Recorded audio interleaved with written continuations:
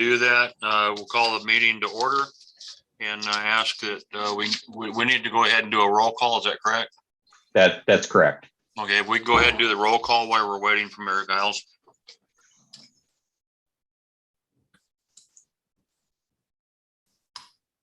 Thank you, members of the Regional Council. We'll go down the list of members. Please unmute and indicate if you are present. Mayor Barney. Aye. Mayor Ben Wilner. Here.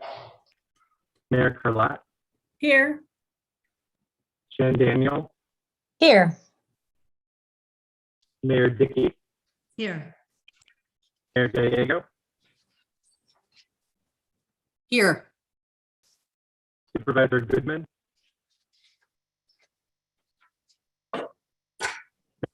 Mayor.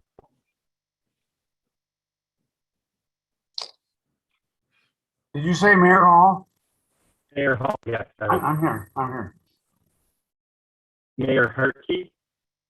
Here, and Ben, you're hard to hear. Sorry about that. President Harvier. Supervisor Hickman. Mayor LeBalt.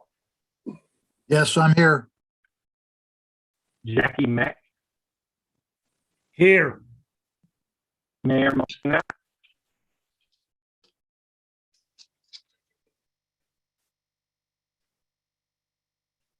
Mayor Osborne. Present. Mayor Ortega. Present. Mayor Herrera. Present. Mayor Bridget Peterson. Here. Mayor Les Peterson.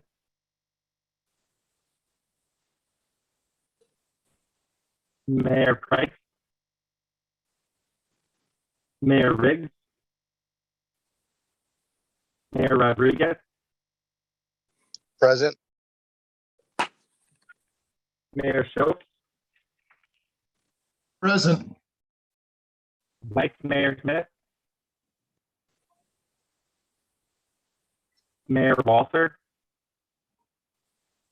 Mayor Myers.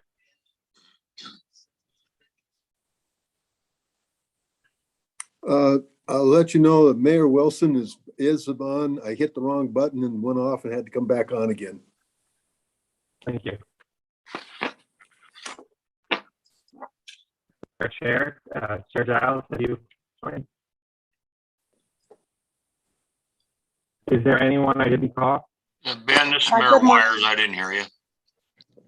Mayor Molina, I also did not hear you. Sorry about that. Les Peterson, just wanted to make sure my yes recorded.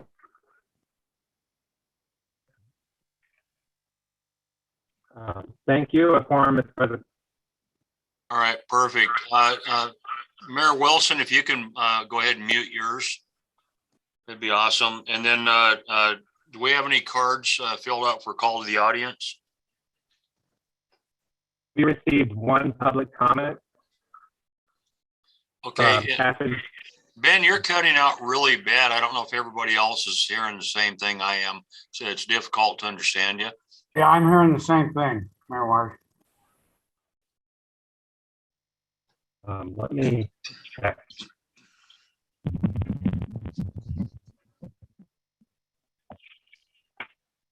Hi, this is Mayor Giles. I apologize. This is what happens when you attend a meeting from home and your staff's not there to tell you that it starts at 11:30 instead of noon.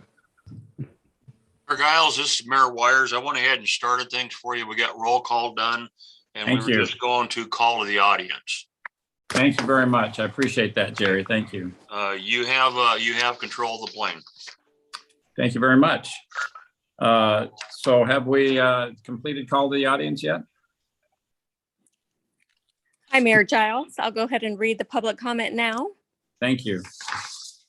We received one public comment from Catherine Dudley from Buckeye, a resident of Buckeye, Arizona. And I will begin comment. With so many people moving into the valley, we need a comprehensive transportation system that provides a balance for all modes and not just car. Please look at expanding usable public transportation in the Southwest Valley. A commuter rail system that connects Buckeye to downtown Phoenix would be fantastic, along with the extension of SR 30. End comment. And that concludes public comment. All right, thank you very much. Now, next item on our agenda is the Executive Director's Report. MAG Executive Director Eric Anderson will give his report. Eric. Thank you, Mayor Giles, members of the Regional Council. First thing I'd like to say is this will be Melissa's last meeting with us.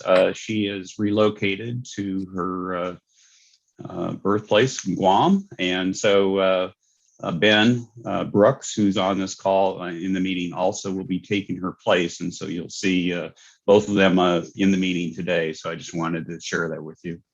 We'll miss Melissa, but Ben is ready to step into her shoes. So we go to the next slide.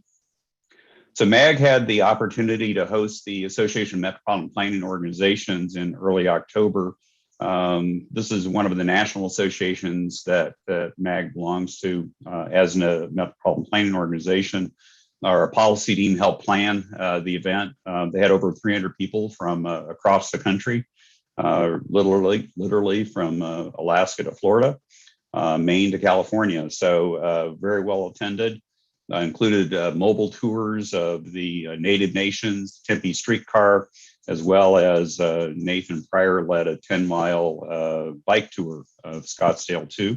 Welcomed by Mayor Ortega. Very nice that he was able to participate and welcome people to Scottsdale. As well as we had a Arizona Metropolitan Planning Organization Directors Panel discussion, as well as a roundtable discussion with ADOT, as well as Carla Petty from the Federal Highway Administration and Ray Tellis from Federal Transit Administration in San Francisco. So go to the next slide. See some of the shots there. Very well attended. The keynote speaker on Thursday was Grady Gamage, who really knocked it out of the park, dispelling many of the myths about Arizona and the Phoenix area too. So really appreciate his participation in that. I'll go to the next slide. Last week, we hosted the new mayor of Hermosillo, Mexico. Had a great turnout. Mayor Giles was there, as well as Mayor Peterson and a number of other representatives. Good discussion about the linkage between Hermosillo and Arizona, in particular in the aerospace and auto manufacturing side. So appreciate the support of our members for that event. Next slide. In addition, we were asked to participate in a welcome dinner with the ambassador from Mexico to the United States, Ambassador Montezuma. You'll see in this photo, there's Governor Lewis of the Gila River Indian community, Representative Stanton, standing next to the ambassador, Mayor Peterson, Mayor Hermosillo, and Mayor Giles. All participated in the event, as well as Mayor Ortega, who unfortunately had to leave before this photo was taken. But it was a great evening, great remarks by the ambassador. First time he'd been in Phoenix, and so it was a great step forward. Wonderful evening and wonderful event. Go to the next slide. And last Friday, this is our Mexico Relationship Month, but we had our Arizona webinar. This is the second year we've done it virtually. Very, very well attended. This month or this year, we also, in addition to representatives from Sonora, we also had representatives from Canada participating. And I think that was those are our two big trading partners from Hermosillo, Mexico and Canada. So really a great event, and I want to thank our policy team for putting that together. Elsa Belgine in particular played a key role in making it all happen. It was a wonderful event. So Mr. Chair, that completes my remarks. Thank you. Thank you, Eric. I just want to say Viva Mexico. You know, the last couple of weeks we've had both the U.S. ambassador from Mexico to the U.S., the newly elected Hermosillo mayor, and then I was privileged to have our sister city, Guaymas San Carlos, a newly elected mayor here the last few days as well. So fun to see those, the opportunity to strengthen those relationships back up and running. So any questions regarding Eric's presentation, or please feel free to contact him after the meeting with those questions. The next item on our agenda is the approval of the consent agenda. Items 4A through 4F are on the consent agenda. Does any member of the Regional Council have questions or request a presentation on any of these items? Hearing none, could I have a motion to approve the consent agenda? So moved. Thank you, Mayor Wilson. Second. Thank you, Mayor Carlett was second, and Mayor Wilson from Apache Junction made the motion. Melissa, would you please take the roll? Yes, thank you, Mr. Chairman. Members of the Regional Council, I'll call your name. Please unmute and indicate how you vote. Mayor Barney.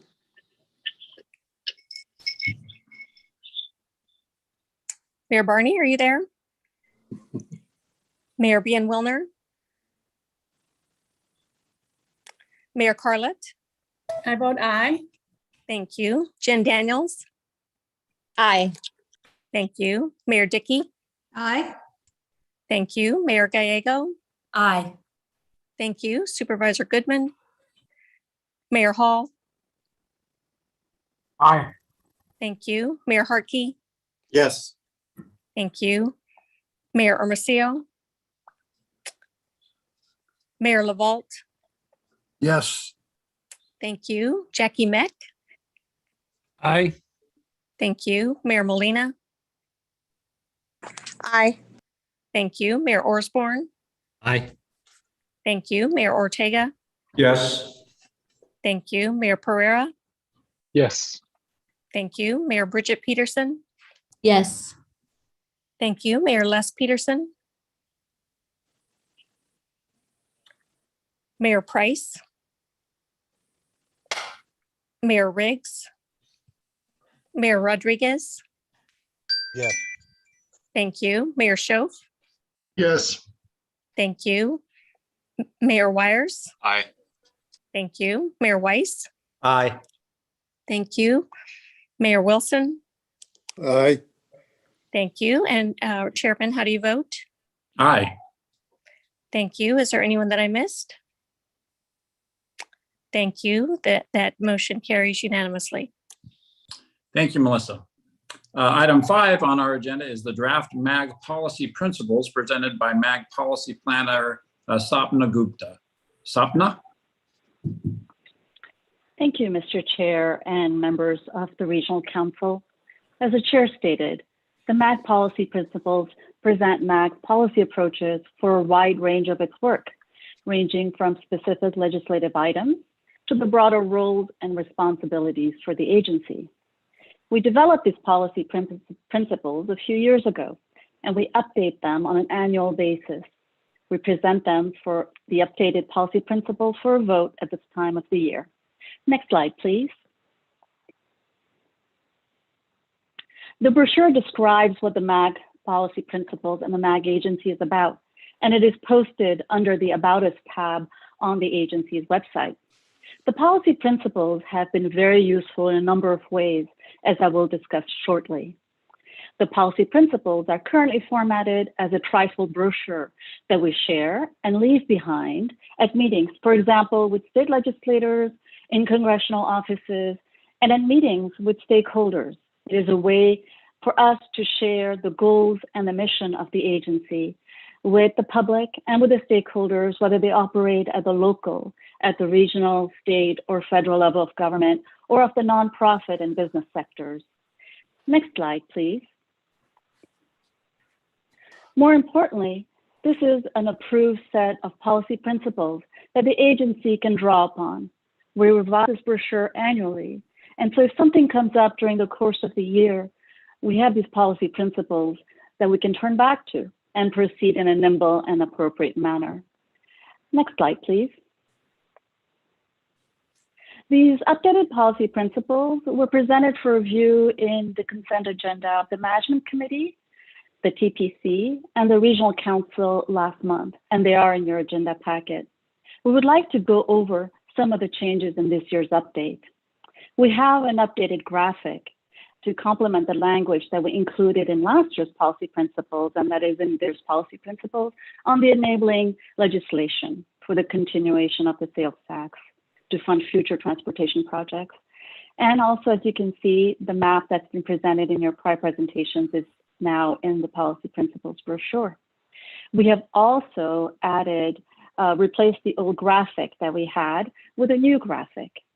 The graphic shows the connection between investments in our infrastructure and employment in the region. We've also added a bullet in the About MAG section. Next slide, please. Regarding further updates and edits, we have combined the transportation policy and the transportation technologies and services section into one section to make the brochure more streamlined for stakeholders who may not be as familiar with MAG's different lines of work. We have also updated other sections to reflect the work that the agency is doing and will be doing this coming year, including an update to the human services section. We have also renamed the administration section, the general, and we've updated the text, as you can see. Next slide, please. The section that used to be called administration in last year's brochure is now renamed general, and we have added the additional statement to the first line. Last year's brochure read that MAG is committed to prohibiting discrimination in the planning and delivery of our programs and initiatives. For this year, we have updated the language to add that MAG is committed to equity, diversity, and inclusion.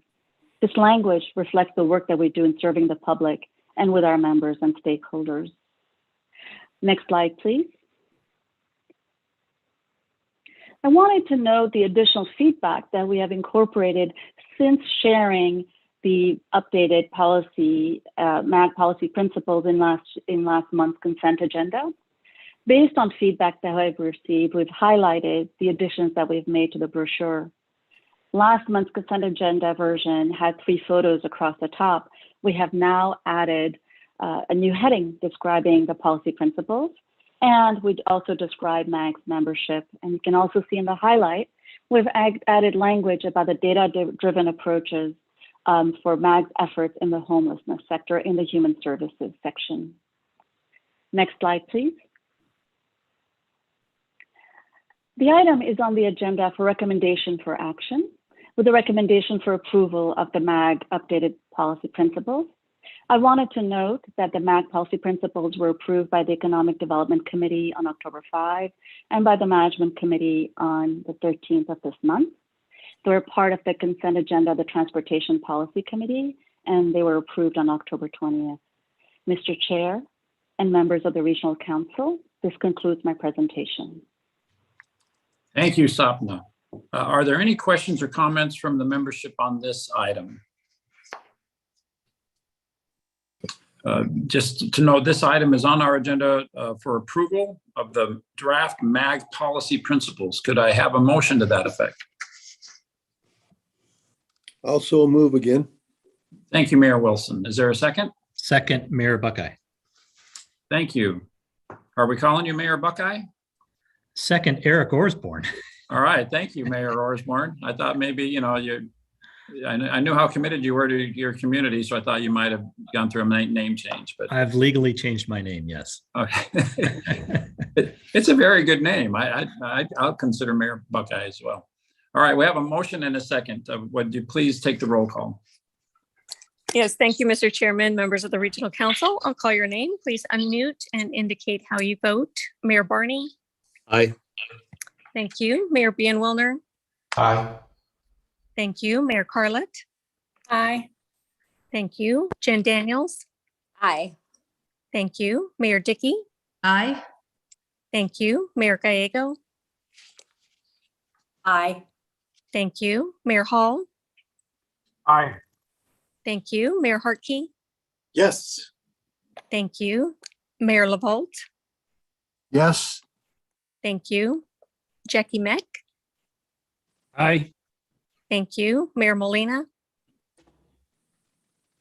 Aye. Thank you. Mayor Osborne? Aye.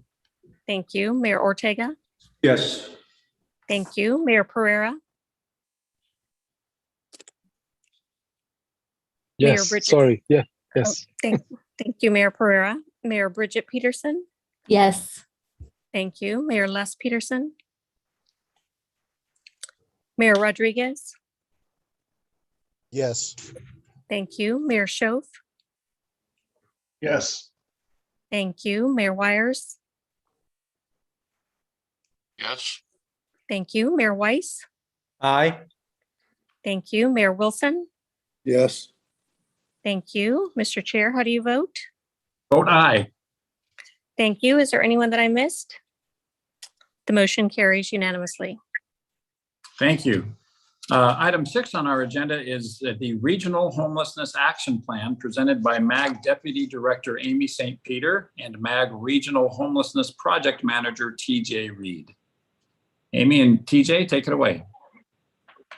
Thank you, Mr. Chairman and members of the council. We appreciate this opportunity to provide this update for information and discussion this month. The purpose of this presentation is to share with you the feedback that we've heard through extensive outreach with local and tribal governments since the last regional council meeting in May when we took action on to adopt the strategies. We're also very interested in hearing any additional feedback that you might have to offer. We are committed to hearing your concerns, your ideas, your questions, and to being able to address those fully and to revise the plan accordingly. I want to acknowledge that throughout all of these conversations, it's been reinforced particularly that we're entering this conversation from different places. Some communities are very much feeling a sense of urgency, and for them, the plan may not go quite far enough. From other communities, they may not relate to homelessness really at all, and this plan, from their perspective, they might be feeling a bit stretched by these action steps. But all are at the table right now out of a sense of regionalism, out of a commitment to working together and to really seeing this plan as a starting point, understanding that we're in different places right now, but if we can start working together, we can arrive at the same place and be able to strengthen the regional response to homelessness. So this plan then offers a framework. It offers a framework for local and tribal governments to come together to address homelessness at that regional basis, with all local and tribal governments committed to supporting these efforts in some way and being able to further their work in this space. This plan does build on the very constructive work that's been underway now for a year, and we want to thank you for your leadership in all of these efforts. We also want to thank you for your staff. They've been participating in the Regional Homelessness Coordination Team. We've met a number of times since July, and their feedback helped us to identify the action steps that we'll be sharing with you. And we hope to continue receiving your feedback on these action steps as we refine the plan with your priorities in mind. Next slide, please. So we've been hard at work with you now for over a year. This month marks when we started strengthening this regional response. We've touched more than 1,500 people so far through the outreach, and that outreach continues, particularly over the summer as we've developed the action plan. These efforts have been driven by you, by our local and tribal governments, and they've been deeply informed by the Maricopa Regional Continuum of Care, the Regional Collaborative on Homelessness, nonprofit agencies, and other value partners throughout the region. Next slide, please. So we've been engaged extensively in outreach, particularly to local and tribal governments since May. And so these are the groups that we've been meeting with and the number of times that we've met with them. Their feedback has been instrumental in helping to develop this action plan, and we're very thankful to you for your leadership and for your partnership throughout all of these meetings. Those meetings are continuing, particularly the one-on-one meetings with each community, and that invitation has been extended to all mayors and managers and staff from our local and tribal governments to be able to meet with you and to hear from you directly your priorities and how we might best support your priorities through these regional efforts. Today, we'll be reflecting back what we've heard in all of these meetings. Next slide, please. So then the purpose of today is to continue inviting your feedback and to update and finalize the plan with your feedback before it goes to action. Next slide, please.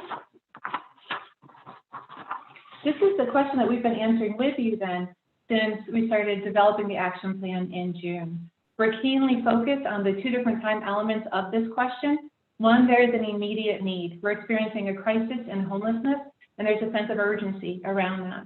At the same time, we're very focused on building a sustainable foundation, one that will serve this region for years to come. Every community has different levels of need as well as different levels of access to resources. And so we've been keeping all of that in mind as we coordinate this regional activity together. The way that each community answers this question may be a bit different, but each represents a different stanza in the same song that we're singing to address homelessness. Next slide, please. By working with the Regional Homeless Coordination Team, we've been able to identify these 3 main action steps with very specific activities within each one. In the next few slides, we'll be going through these for your feedback. The first one is focused on creating a regional governance model. The second is focused on decreasing homelessness by 25% in our region by 2027 by providing a variety of safe housing options, really a balanced housing portfolio. And then the third action step is very focused on the importance of other sectors to this work, such as, but not restricted to, the criminal justice system, as well as healthcare, substance use and mental health programs. Next slide, please. So I'll be sharing with you the feedback that we've heard from you, our local and tribal governments, and are eager for any additional feedback that you might have to offer. This action step in particular is focused on developing a regional governance model. It's very important to develop this model because we want to be able to identify the lanes and the way that we're going to work together in this space, and then be able to use that time and time again, year after year. We don't want to necessarily have to reinvent this work each year. It's important to establish the governance model then for this work moving forward. Out of all of these bullet points that you see in front of you, I can tell you that the one that's garnered the most conversation is the first one. It's the idea of each local and tribal government contributing to the regional resources. And so this is what we've been hearing so far. We've been hearing support for every local and tribal government to be able to contribute to these regional resources, that every local and tribal government would be able to identify how they're going to be involved financially and or in kind, and the extent to which. And so they would be able to document that then. We'd be able to collect letters from every local and tribal government. And in that letter, they would identify how they're contributing to this regional work, particularly through the dedication of resources very specifically to align with and support the implementation of this plan. We'll be collecting these letters and then be able to report out on the commitments made by our local and tribal governments and the progress report that would be developed each year for the development, to monitor the progress of this action plan, to be able to hold ourselves accountable to you and to each other, and to be able to have that conversation together about how we're each contributing to these regional resources. And so we are continuing to undertake this work with a data-driven approach. We're very excited to be able to partner with agencies like Solari and others to increase the data that you have, the access to high quality data to help inform local as well as regional planning decisions, as well as to guide the ongoing monitoring and progress of these efforts. I do want to transition now to the next slide and to TJ Reed. He is our project manager in the Human Services Division that's been helping to lead these action steps with you in close partnership with you. TJ will be talking now about the safe housing options and the specific activities within that and the data analysis that's gone into that work. TJ, the floor is yours. All right, thank you, Amy. Mr. Chair and members of the council. So as Amy mentioned, this next slide is really focused on increasing safe housing options. And so what we've heard from you all and what is really implemented in the plan, if you'll go back one slide. There you go, perfect, thank you. From what we've heard from you is that a range of housing solutions is pertinent, and that there needs to be temporary housing and different types of it. There needs to be permanent housing, and there needs to be workforce and affordable housing. As Amy mentioned as well, these specific numbers were built on trend data from our homeless management information system to reduce homelessness by 25%. These numbers would be updated yearly to make sure that it is consistent with the trends that we're seeing over the last year. The other important part to note here is that these need to be located in gap areas. An example of how we're doing this is with Maricopa County's most recent RFP. MAG worked with them to develop out a map that showed the current existing shelter structures specifically, and that communities would score higher on their applications if it was in an area that was not that was a gap area that did not have shelters. A number of these units are underway, and we are currently creating an inventory to identify the gaps and understand the need of what is available. And then we'll continue to communicate that out to you all through the implementation of this plan. We also want to note and thank Maricopa County for their extensive efforts on the third bullet here, which is really focused on maintaining partnerships with landlords and increasing the access to rental units. And a thank you to the City of Phoenix for funding and supporting the coordinated entry assessment work to ensure that there's equitable access to the system. Overall, though, we know that housing, temporary and permanent, has to be a part of the solution. We need to be specific, and it needs to be in gap areas. Next slide, please. So this is focused on supporting and having diverse partnerships. We've heard clearly from all of you that addressing both mental health and substance use is of utmost importance and a priority. This being addressed in the second bullet point. So outreach teams in getting people connected to those types of services.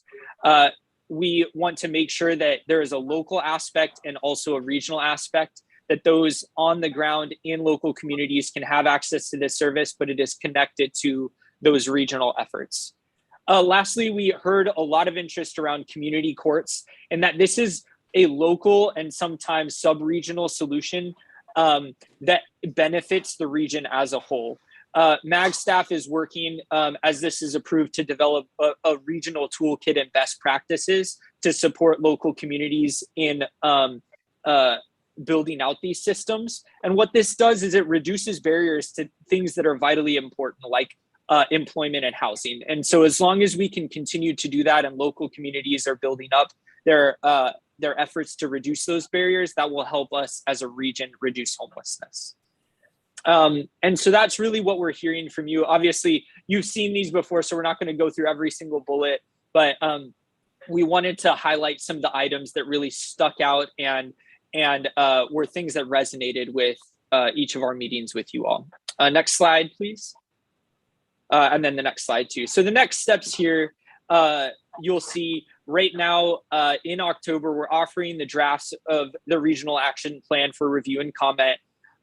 In November, the plan is to go for action for the management committee and the Maricopa Regional Continuum of Care.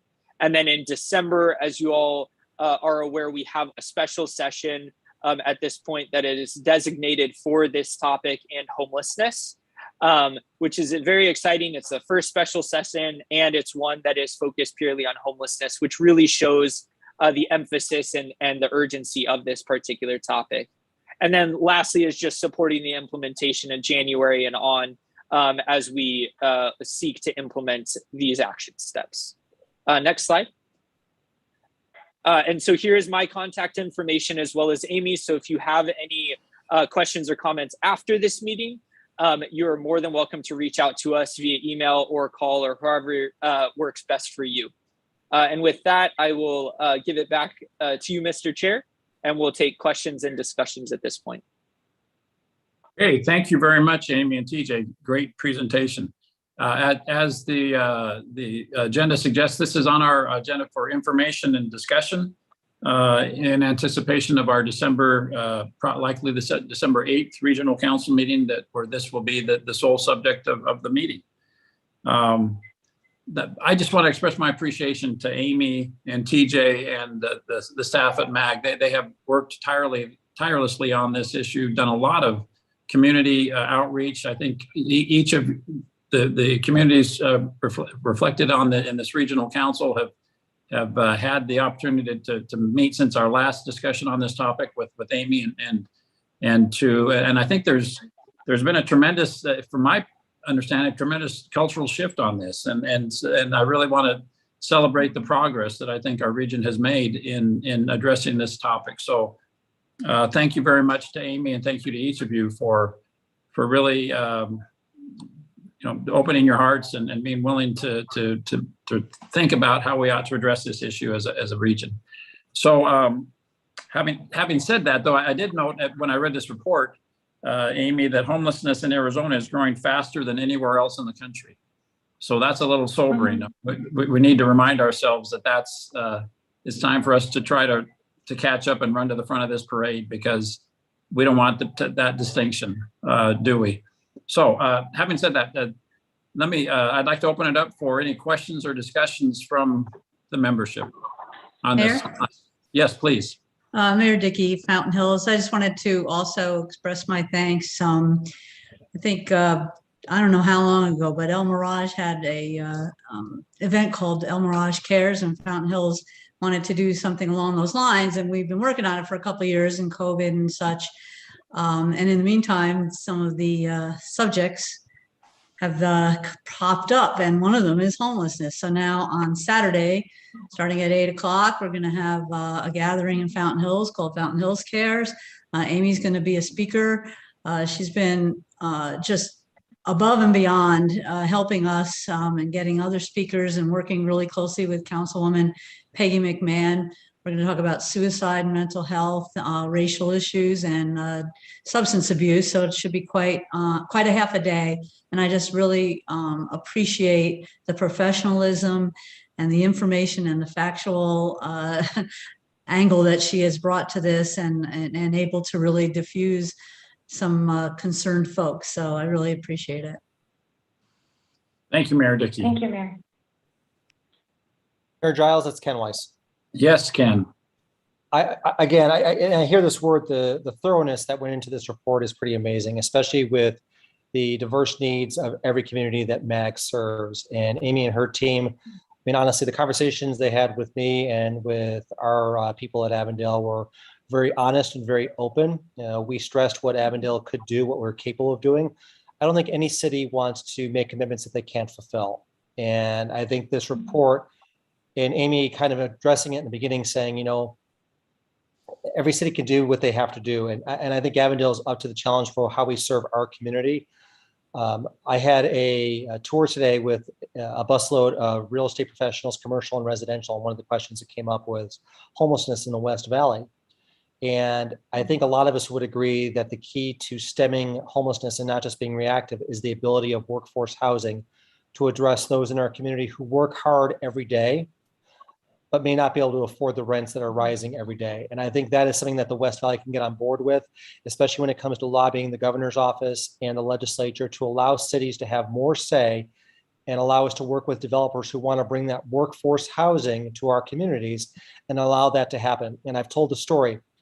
Workforce housing are not those people who don't want to work. Those are people like my daughters. My daughter, Lauren, who's 26 years old, who's professional, who's got a degree from ASU, who works hard every day, but has found herself forced out of the rental market to start her first home.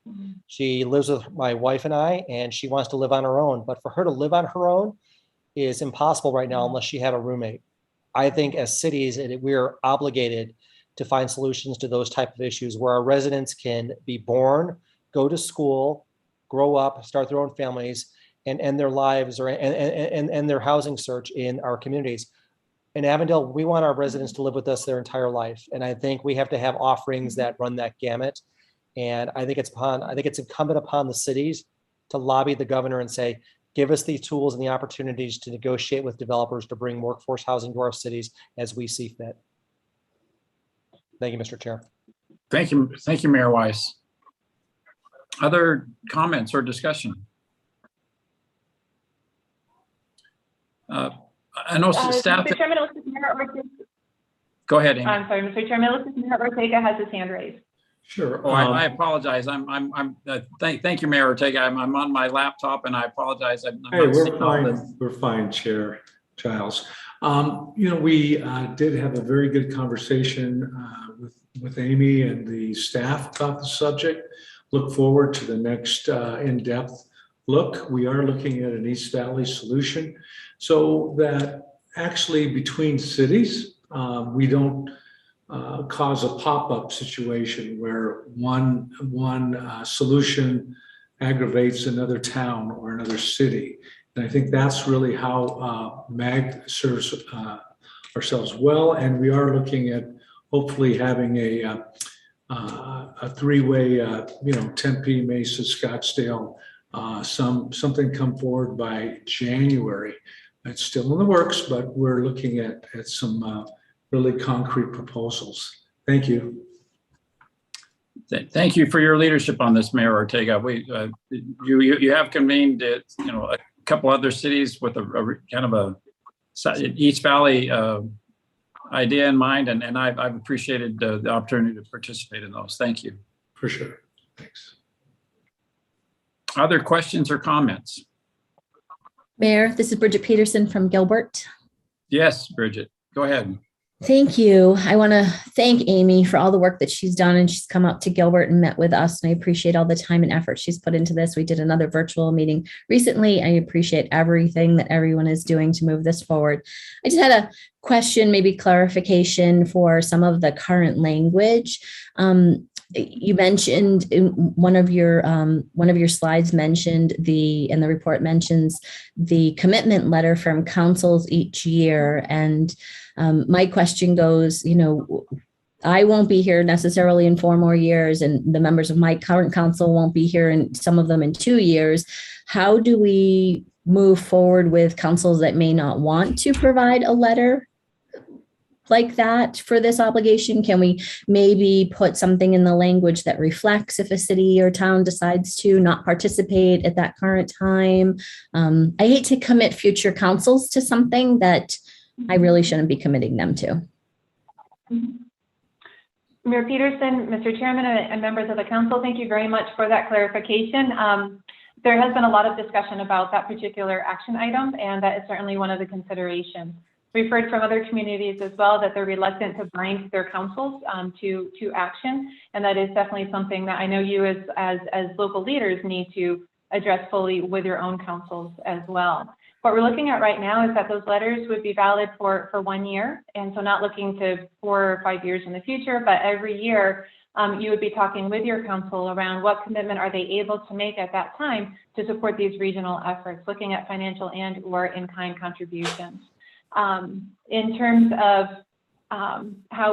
what we would do if a community either chose not to or for whatever reason was not able to develop that letter, we would be offering as a report out in terms of all of the commitments made in the progress report. And so we would be working with each community really intensively too. Sometimes communities will not realize all that they are doing in alignment with this plan and may not be aware of the different kinds of resources that may be available to them.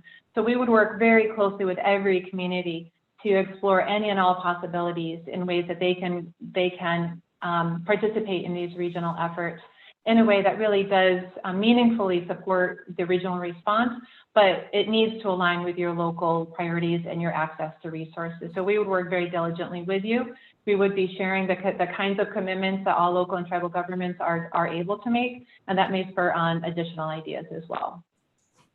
Thank you. I think that's a great point, Amy, that we don't know what every community is currently doing and the resources that they're using and sending out to other organizations, perhaps. And I think one other thing that caught my attention was increased resources every year. And I don't know that we should be obligating every community to increase their resources, but maybe encouraging them to, if possible, increase their resources. So maybe just find a little different terminology. Sometimes I get stuck on the semantics, and I just want to be careful with what I'm obligating Gilbert to for the future and all of the cities in MAG. Yeah. No, Mayor Peterson, Mr. Chairman, and members of the council, thank you for that point. And it's not just semantics. I think the words chosen really matter a lot. And this has been a very intensive exercise in listening and making sure that we're reflecting back what we've heard. And so we did definitely appreciate that feedback. Thank you for that. Thanks, Amy. Thank you, everyone. Thank you. Thank you, Mayor Peterson. Quick question, please. This is Tom Schoaf, Mayor Schoaf. Yes, Mayor Schoaf. It's a question for Amy. And every year when when the city of Litchfield Park, we make a variety of charitable gifts during each budget year to help our charities. And one of the things we're required to do by our city attorney is to certify that any gift that's given is actually going to go to an entity that is serving Litchfield Park, residents in Litchfield Park. So we, on occasion, will have charities that ask for assistance, but they have no presence in the city. And we're being advised by our city attorney that we cannot give funds to those entities. So my question is whether you have looked at this. I don't know what your concept is for what is the regional entity that's going to be accepting these donations. And I'm not sure if you've looked at the legal issues that impact cities and their budgets and how they expend those budgets. So that's my question. Mayor Shoaf, Mr. Chairman, members of the council, thank you for that. I think it's important to be to provide that clarity around how this exactly will work. What we've not been hearing so far is that there would be a physical transfer of funds. And so every community would be committing resources, whether those are financial and or in kind, but they would, what we've not been hearing that those funds, if financial, would be given from a local and tribal government to another entity. What we're hearing support for is that every community would expend their resources in ways that align with their priorities in support of these regional efforts. And so with there not being a physical transfer of funds, I think that addresses part of the question that you've raised. In terms of your point about making sure that any resources being allocated are serving your residents, part of what we've been hearing a lot about from all communities, large, small, middle, is that if every community can enhance the way that they're serving the residents, whether they're housed or unhoused, if they're able to really ensure that their residents have access to safe, stable housing and a good quality of life, then that reduces the strain on the regional system. And so it would be in alignment with these regional efforts that if you're doing things to ensure that all of your residents can remain housed and that you have a good infrastructure for helping people, even through prevention measures, that still contributes in a meaningful way to these regional efforts. And so I hope that addresses the second part of your question there. But we have been hearing support for every community being able to assist their residents. And in doing so, if every community is doing that, if people can receive help no matter where they are in the valley, then that contributes to a stronger regional approach as well. So I guess I'm confused. In terms of the draft plan, the concept is not that the cities will be contributing to some other entity or organization that's going to provide some sort of regional homelessness support, but we're rather going to focus on our own needs within each city. And simply, if we have, Litchfield is a very small city, obviously, but we literally, I don't know that we even have one person who's homeless. So I'm not sure exactly how this plan translates down to, to how it's going to work within in each of our cities. Are we going to focus on just our homeless problem? Because I think that's what we do already. Mayor Shoaf, Mr. Chairman, and members of the council, thank you for that clarification. Communities are contributing to these to the regional response in different ways. And so some communities are very focused on their own residents. Others are working sub-regionally, such as what Mayor Ortega was referencing in terms of Tempe, Mesa, and Scottsdale being able to work together. We're aware of other communities in the East Valley, West Valley as well, who are working at that sub-regional basis. And then some communities are contributing resources in a more direct way to these regional efforts, such as the City of Phoenix, with the funding that they provided to help us assess and enhance a coordinated entry system. And so what we've been hearing so far, and happy to receive more feedback on this, is every community will be able to contribute in some way, whether that's financial and or in kind, in a way that aligns with and supports these regional efforts. And again, going back to the beginning of the presentation, what that looks like will vary a bit for each individual community, because every community has different levels of need and every community has different levels of access to resources. And so if we can coordinate that very strategically on a regional level, then that impact does go beyond any individual jurisdiction.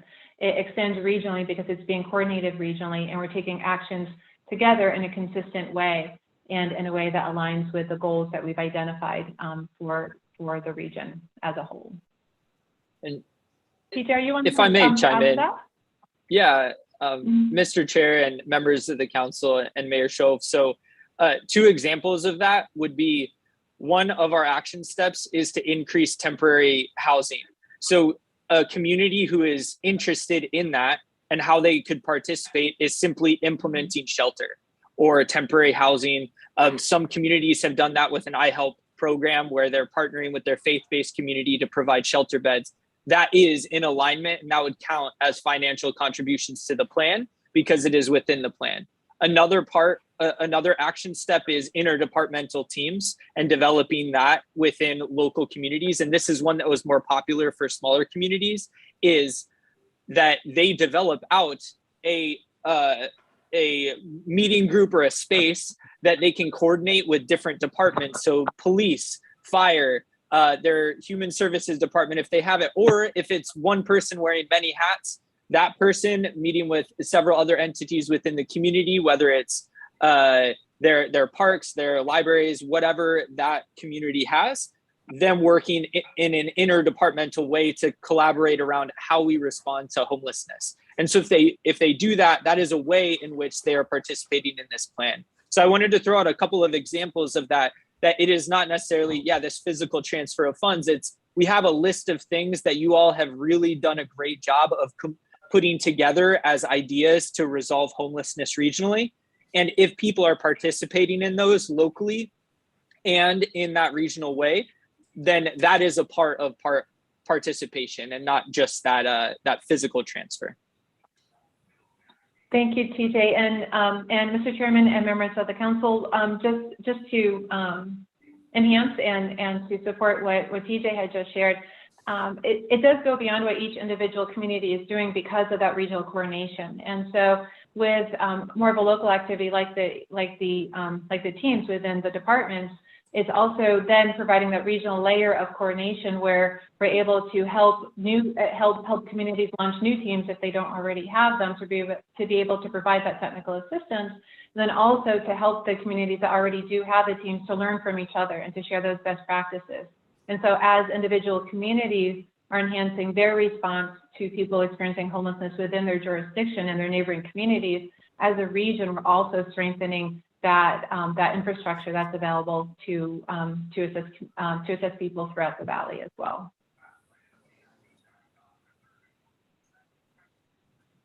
All right, thank you. Other questions or comments? I know staff has asked for feedback that this is a work in progress, and we're still, like I say, ultimately going to have another very good discussion on this topic at our meeting in December. But to that end, Amy, I do have a couple of questions. I know we're all wondering how we achieve proportionality, among all of the entities in MAG. And it seems like one of the questions we need to answer before we can address that is, what is this plan going to cost? Do we have do we know the answer to that question yet? And so that we can then do the math to figure out how we might spread the peanut butter around a little bit? Mr. Chairman and members of the council, that's a very good question to ask, absolutely, and that's one that we're working on right now. We know how some of the individual action steps will cost, such as a coordinated entry assessment, which is fully funded thanks to the City of Phoenix. Maricopa County has fully funded and has moved forward with the action steps that fall within their purview. So there are a number of elements that are already underway, already fully funded. There are other elements, such as enhancement of the data used to address homelessness, that we know how much it costs. We've estimated that to be at about $500,000. We've talked to two local foundations who are both very interested in contributing. They would be looking to some public sector support as well. So we're looking for additional partners in that regard. The area of the most unknown right now in terms of costs would be the housing. And we are working very diligently on that right now. We do have our target of 770 units of temporary housing. And then we have the target of 1,225 units for permanent supportive housing. We are collecting data right now from local and tribal governments to understand how many units they have underway, and then we'll be identifying the gap. And with the gap, we will be looking at a cost analysis around that, although it's important to remember that the market is extremely fluid right now and location matters a great deal, and the different models will vary in cost. And so the housing costs are the most difficult to really nail down in terms of an exact cost, but we do have a good handle on other elements within the plan. In terms of kind of spreading that peanut butter, I would offer as well that there are partners such as foundations, the federal government, state government, county government, and other state agencies such as Access, who have funding, who are ready and willing to partner with us to implement different aspects of this plan. So as we're spreading the peanut butter, I think it can be helpful to remember that that peanut butter spreads beyond local and tribal governments, that we're looking to local and tribal governments to meaningfully support these regional efforts, but there are other funding partners who are ready and who are committing to help to implement these action steps as well.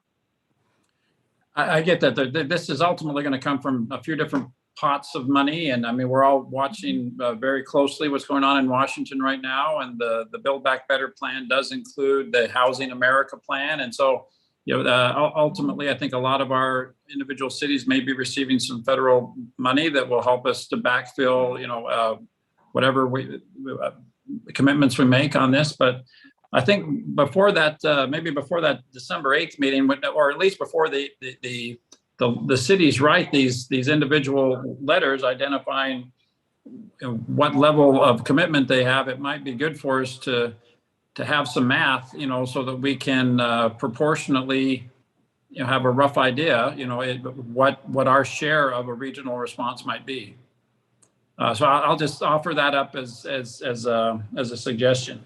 Another, I know you mentioned a moment ago these targets that we have to affect this 25% reduction with the 1,225, you know, permanent housing units and 770 additional shelter beds, and you identified that there's gaps, you know, in terms of right now we know that a lot of those assets are located in, you know, in downtown Phoenix and specific spots, and so I guess I'm just, are you going to help us identify where those gaps, regional gaps are, so that we can figure out where those physical resources ought to be placed?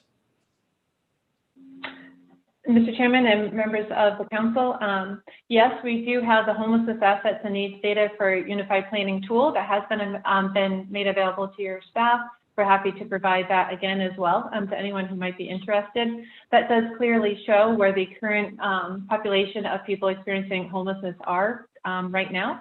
And it also indicates the locations of the existing assets to address homelessness, such as shelters. And so that is a good tool. We do also have some additional analysis that's been done that TJ had referenced earlier, specifically for the Maricopa County request for proposals for their new shelter beds, where they were competitively scoring areas higher when they were asking for shelter beds when they did not already have high concentrations of shelter beds. So we do have some good data on hand, and we're happy to provide that to anyone who's interested. In terms of your comments about the map, we're happy to provide the data that we have and are working every day to acquire and to analyze more data, and we're happy to provide that as well. If there is interest and if it's useful, one option to consider, and we'd be happy to proceed at your direction, would be that if we have the action plan and then if we have a corresponding and investment plan. And so as we learn more about the resources, such as the ones that you mentioned from the federal government, we can bring that into the analysis and further flesh out how each element of this will be funded. As we move forward, we will be monitoring progress on this plan on a quarterly basis, and we would be happy to include the cost analysis and the investment analysis as part of that quarterly report out. There is work already underway in regard to the action plan. There is work that could begin very quickly, depending on the direction of this council. And so we look to you. We understand that we may not have all of the funding right at the beginning of implementation, but we are committed to finding those sources and to working very closely with local and tribal governments to be active partners in that work. Great, thank you. I am aware, and your report reflects that MAG has done really a very good job of identifying what resources there are in the county right now, what each city is doing. I mean, that's been a big part of the work I think you've done just very recently. And so a lot of, we do know the answers to those questions as to what each city's doing to contribute to this and where those gaps might be. So I just want to say thank you and compliment you on doing that. Just to wrap this up, I just want to say that I think we all need to have a little bit of a come to Jesus moment on this topic. And I want people to know that my community is at Mesa, speaking on our behalf, is committed to being continuing to work on this both at a local level and at a regional level. I think that's hopefully everyone will feel like this is an all-in issue that we all are going to tackle and not just leave it to our neighbors to address. I want to give a shout out to Phoenix. And just today I was reading the newspaper and there was a great article about the city of Phoenix purchasing a large apartment complex, a 4-story apartment complex, dedicating it to senior homelessness. So just another great example of the fact that they've really been a leader on this issue. And so to Mayor Gallego and her team in Phoenix, that doesn't go unnoticed. We appreciate what you're doing. And again, this is a work in progress. I'm excited to see how we do between now and our meeting on December the 8th. But I think it's important that we all realize that the status quo is not working, that Arizona is the fastest growing area of the country in homelessness. And we all need to exercise some leadership in our communities. And if some people in our community don't appreciate the seriousness of this, it's incumbent on us as good leaders to help them come to that realization. So anyway, thank you to MAG staff for all the hard work that's gone into this. We look forward to the discussion that will take place in December. Mayor Again, Giles, that was on our agenda just for information and discussion.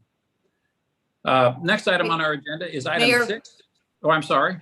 I just your comments inspired, and I wanted to jump in very quickly. But I did see Mayor Wires' body language, so I'll try to make it as quick as possible on that. And I appreciate Mayor Wires for starting these conversations and you for continuing them. In the last 2 years, we have made great progress. I would welcome, I think both you and Mayor Schoaf and you have made comments about additional data at a more local level. I noted with great interest the 1 in 5 people in our region may be impacted by eviction. And so it would be great to see that at a more granular level. Where is that going and where might we make investments? I would also love to see us including the plan tracking special populations, including older adults or veterans. I think there's great value in understanding where those investments are being made, and having that data at a regional level might make us more competitive for additional resources. We want to make sure those who have served us have a chance at good places to live that would make us proud. So just wanted to add, echo your comments and add that this, with 1 in 5 people in our community being at risk of eviction, this is worthy of our attention to me. And even if you do not believe it in your community, perhaps someone who provides services to your community is being evicted. In our city, we are hearing from people who are working and who have not had reduced work hours, but because of rising rents have experienced eviction. So this is very much, as Mayor Weiss said, a problem for people who are at all sorts of different economic situations. Thank you, Mayor Gallego, and thanks again for Phoenix being the leader in our county on this topic. Council, any other discussion on this item before we move on? Mr. Chairman and members of the council, we would be happy to add the data on the special populations, including vets and older adults. We do have that, and we'd be happy to share that. We do also have a standing invitation to all communities. We have been working with our regional analytics team and TJ to develop local data profiles for every community. And so if you're interested in that, please do let us know. We've provided that to a number of communities and are absolutely happy to provide that for all communities. So please do let us know. And we agree data is absolutely essential to this, and we're happy to provide that at that granular local level. Thank you very much for your support. Thank you, Amy. Council, any other discussion on this item? All right, thank you. Item 7 on our agenda is the legislative update, which will not be heard today. So item 8 is, are there any requests by a regional council member for an item on a future agenda? Hearing none, moving on to agenda item 9. Are there any comments or announcements from the membership? Mr. Chair, it's Ken Weiss. Yes, Ken. Or as Mayor Osborne calls me, Mayor of Avondale. So I would tell you that next week, your communities are going to see an influx of people as NASCAR arrives in the West Valley. And obviously NASCAR has an impact not only on the West Valley, but the entire region. Again, thank you for all the help that you guys have provided to not just Avondale, but Phoenix Raceway and Julie Giese and her team. It's an important event, and this year we will be at full capacity. So we are anticipating probably somewhere between 80 and 100,000 people to come into the Valley or be a part of the race. So thank you for all the help, and let's go racing. Congratulations, Ken. We're looking for, I'm sure we'll hear how that goes. That's an exciting event for all of us. Any other announcements or comments from the region? If not, our business is now concluded and this meeting is adjourned. Thank you.